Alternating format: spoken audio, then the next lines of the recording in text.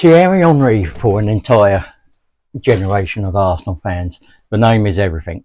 He is Arsenal, the swagger, the impossible goals, the blistering pace, the Invincibles season. He is without question the club's all-time greatest goal scorer with 220 goals in all competitions. A global icon and maybe the most purely talented footballer to ever wear the cannon on his chest. His statue stands outside the Emirates, a permanent reminder of a player who didn't just play for Arsenal, he defined an era of style and success we'd ever seen before. Ask anyone to name Arsenal's GOAT, and the answer is almost always Thierry Henry. And you know what? It's an easy, comfortable, and almost entirely correct answer. But it's that word, almost, that we need to talk about. Because what if a club's greatest player isn't just about the highlights reel? What if it's about something more than breathtaking talent and a mountain of goals? I'm going to make the case that Thierry Henry, for all his genius, is not Arsenal's greatest ever player. I believe the title of greatest rests on three pillars: unwavering loyalty, leadership through the darkest of times, and profoundly shaping the soul of the club. And when you judge by those standards, the crown doesn't belong to the king, it belongs to the man they call Mr. Arsenal. Welcome to Gunner Ritchie 1971. I'm Richard, or Statman Rich. If you like this video, please press the like button. If you like my content, please press the subscribe button and hit the bell button to stay up to date with all my content. But most importantly, please comment. I love knowing what you guys think and interacting with you. I'm hoping to build a great community here. So without further ado, let's get into the video proper. In today's game, the one-man club is basically a myth. It's a fairy tale. But Tony Adams was real. He didn't just play for Arsenal. He was Arsenal for 19 years. From his debut as a raw 17-year-old in 1983 to lifting the Premier League trophy as a seasoned veteran in 2002. Adams was one of them, the one constant. He's credited as the only player in English football history to have captained a title-winning side in 3 different decades. Just think about that.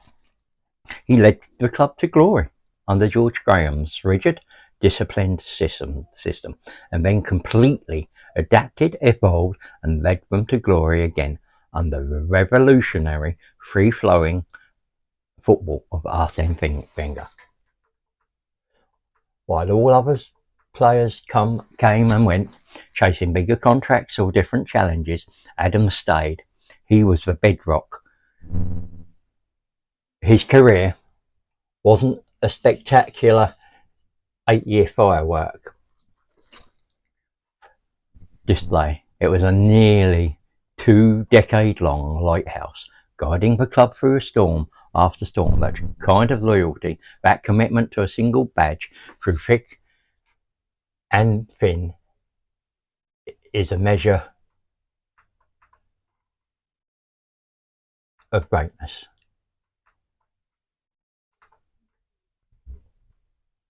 And a testament to Adams. But stats just can't capture. It's a bond with the fans and the club that runs deeper than any award. It's one thing to be the star of a show during the golden years. It's another thing entirely to build the stage, maintain it, and still be standing on it 20 years later. Henry gave Arsenal some of its greatest moments, greatest ever seasons. Tony Adams gave Arsenal his entire professional life.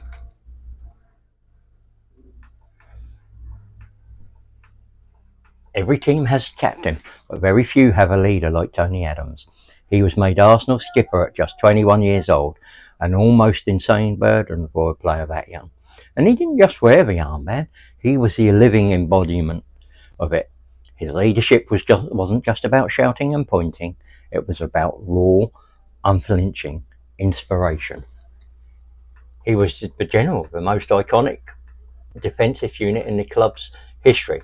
The famous back four, the names Bold, Dixon, and Winterburn are legendary, but Adams was the conductor of that brutally effective orchestra. As Arsene Wenger himself said, I consider him to be a doctor of defence. He is simply outstanding. But Adams' most profound leadership came while facing his own personal crisis. His public battle with alcoholism in the mid-90s could have, and for most people probably would have, ended their career.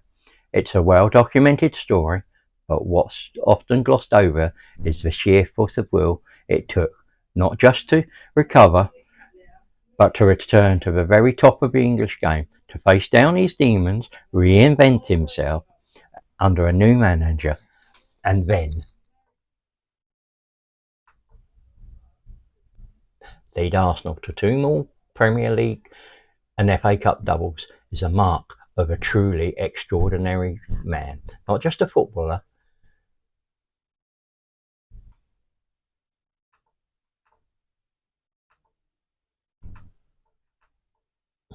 This is a different kind of greatness. It's not the effortless grace of a scorer in his prime. It's a gritty, painful, and ultimately triumphant story of a man who fell and got back up, dragging his club right along with him.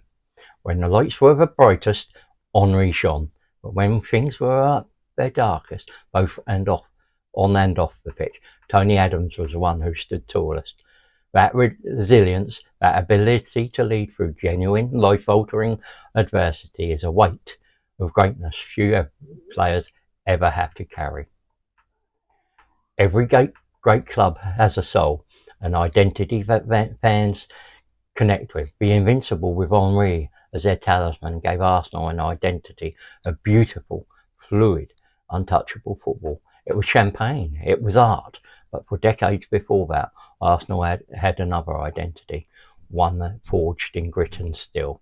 It was the identity of 1-0 to the Arsenal, and that soul was built by Tony Adams.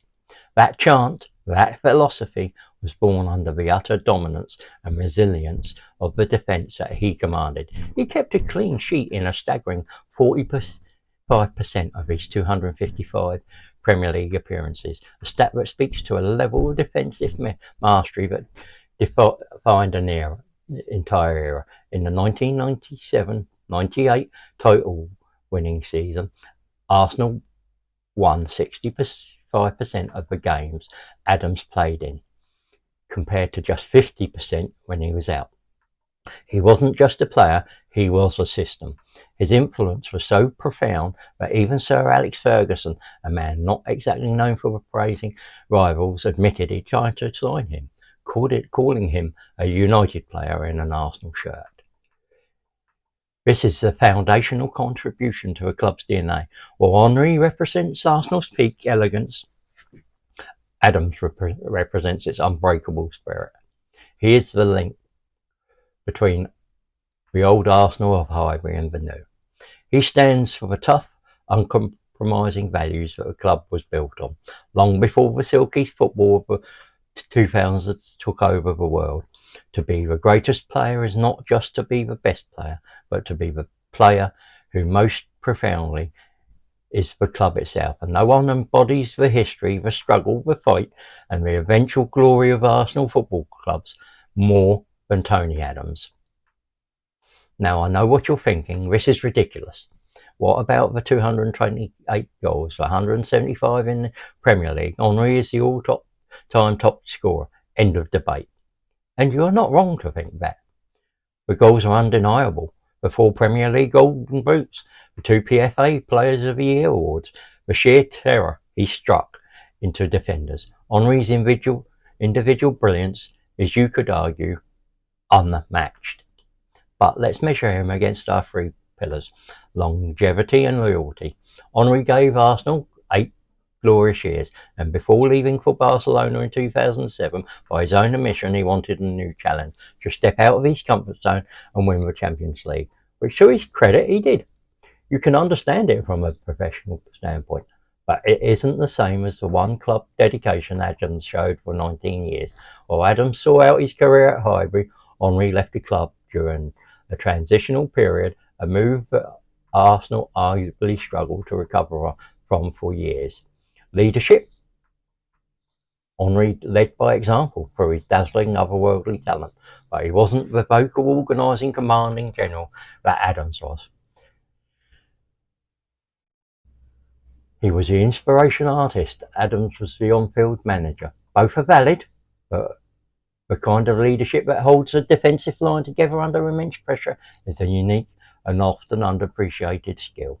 And defining a club soul, Henry absolutely defined the soul of Wenger's greatest team, but Adams defined the soul of the club for nearly 2 decades, bridging 2 legendary managers and personifying the grit that is just as much of Arsenal's identity as the flair.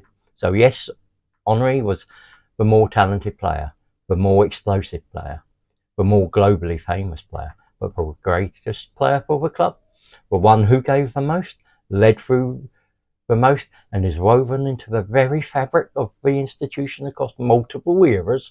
The argument is not as clear-cut as the global goal charts would have you believe. Thierry Henry is a king, the undisputed legend of Arsenal and world football. The fact we can even have this debate is a testament to the incredible players who have graced this club. Henry gave the fans moments of pure breathtaking magic that will never be forgotten. He represents the pinnacle of Arsenal. What is beautiful, what is dominant, could be dominant and invincible.